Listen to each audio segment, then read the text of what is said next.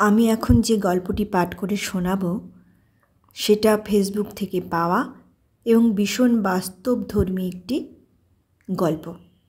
আমার ভীষণ ভালো লেগেছে, তাই তোমাদের সঙ্গে এটা শেয়ার করছি। গল্পটি নাম জানি দেখা হবে। একটা ট্যাক্সি ডেকে উঠে পড়ে নীলিমা। বৃদ্ধাশ্রমে আজ যাবেও। ওর ছেলে বৌমা ব্যাঙ্গালোরে নিজেদের সংসার চাকরি নিয়ে ব্যস্ত। মেয়ে যাবাই মুম্বাইতে। সময় নেই ওদের মায়ের জন্য। ওর স্বামী অরুণ আজ 3 বছর হলো মারা গেছেন। তারপর থেকেই নিঃসঙ্গ একাকিত্ব জীবন নীলিমার। তাই এই সিদ্ধান্ত নিয়েছে ও নিজেই, ওকে কেউ জোর করেনি। শহর থেকে দূরে গঙ্গার ধারে কোলাহলমুক্ত মনোরম পরিবেশে এই বৃদ্ধাশ্রমটি। বেশ ভালো লেগেছে নীলিমার। ওর জীবনের শেষ দিনগুলো এখানেই কাটাবে ঠিক করেছে ও। বৃদ্ধাশ্রমটির নামও বেশ সুন্দর, গোধূলি। সত্যিই তো, জীবনের গোধূলি বেলা। ট্যাক্সি থেকে নেমে গেট খুলে গোধূলিতে প্রবেশ করে নীলিমা। কাউন্টারে বসা মেয়েটি বলে, নীলিমাদি, তুমি আসবে বলে তোমার জন্য দোতলায় বারান্দা দেওয়া 6 নম্বর ঘরটা সাজিয়ে রেখেছি। তুমি যাও, আমি বুলাকে পাঠিয়ে দিচ্ছি তোমার দেখাশোনা করার জন্য। নীলিমা মৃদু হেসে সম্মতি জানায়। আজ থেকে গোধূলির 6 নম্বর ঘরটাই ওর ঠিকানা। এখানে ওর মতো আরও অনেকে আছে যাদের সংসারে প্রয়োজন ফুরিয়ে গেছে। নীলিমা মনে করে তবুও তো কথা বলতে পারবে, সুখ দুঃখ ভাগ করে নিতে পারবে সবার সাথে। নিঃসঙ্গ একাকিত্ব জীবনের চেয়ে ঢের ভালো এই বৃদ্ধাশ্রম।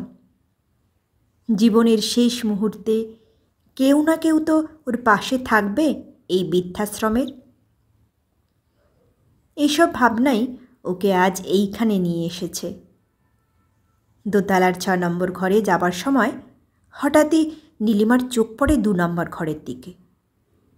খুব চেনা মনে হচ্ছে, কিন্তু ঠিক মনে করতে পারছে না কোথায় যেন দেখেছে এই মহিলাকে। সেই শান্ত সুন্দর মুখ বয়সের ছাপ মুছে দিতে পারেনি সৌন্দর্যকে। ডান গালে একটা বড় আঁচিল, কিন্তু কিছুতেই মনে পড়ছে না। পা বাড়িয়েও পিছিয়ে গেল নীলিমা 6 নম্বরে না গিয়ে ঢুকে পড়ল 2 নম্বর ঘরে। কে তুমি? কি নাম গো তোমার? আমি কি তোমাকে জানি? বলল নীলিমা। চমকে গিয়ে উত্তর দিল সুজাতা, আমি সুজাতা রয়, মধ্যমগ্রাম থেকে এসেছি। কিন্তু তোমাকে তো ঠিক চিনতে পারছি না, শান্ত গলায় বলল সুজাতা। কমলা গার্লস স্কুল? বলল নীলিমা। সুজাতা হ্যাঁ বলতেই জড়িয়ে ধরল নীলিমা ওকে।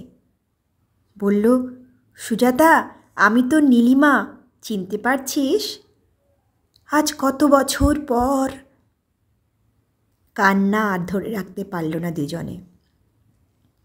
জীবনের শেষ অধ্যায়ে এসে আজ এইভাবে ওদের দেখা হয়ে যাবে ওরা কোনোদিনও স্বপ্নে ভাবেনি।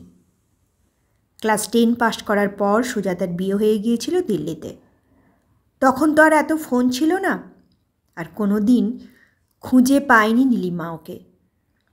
তারপর নীলিমারও বিয়ে হয়ে যায়। সংসার সন্তান সহ ব্যস্ত জীবন নিয়ে 2 বন্ধু ভুলে যায় ওদের বন্ধুত্বকে। আজ আবার স্মৃতিগুলো জীবন্ত হয়ে উঠেছে। আলু কাবলি, ফুচকা, আমের আচার, ঝালমুড়ি, সব। হারিয়ে যাওয়া শৈশব যেন ফিরে পেয়েছে কোনো এক ভূতের দেওয়া বরে। ওদের মনেই হচ্ছে না ওরা বৃদ্ধাশ্রমে আছে। মনে হচ্ছে ওরা ফিরে গেছে সেই কমলা স্কার্ট পরে ক্লাসরুমে।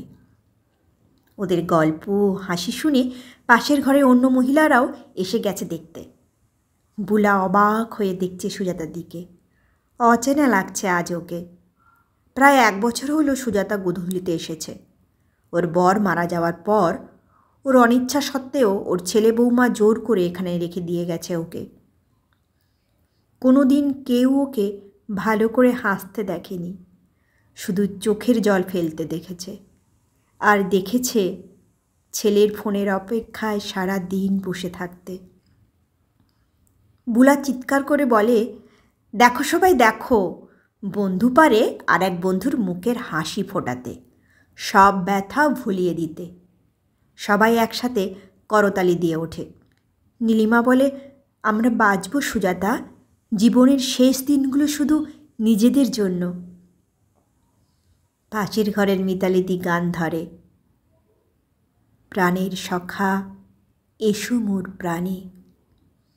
মল্লিকাদি বলে, আজ আমি সব্বাইকে মিষ্টি খাওয়াবো। অদিতি বলে, বুলা নিয়ে এসো সবার জন্য চা মুড়ি আর আলুর চপ। আজ একটু অনিয়ম হলে ক্ষতি কী আছে?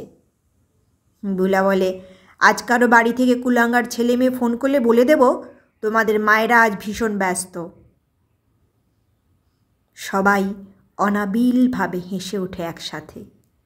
সে যেন একেবারে প্রাণ খোলা হাসি।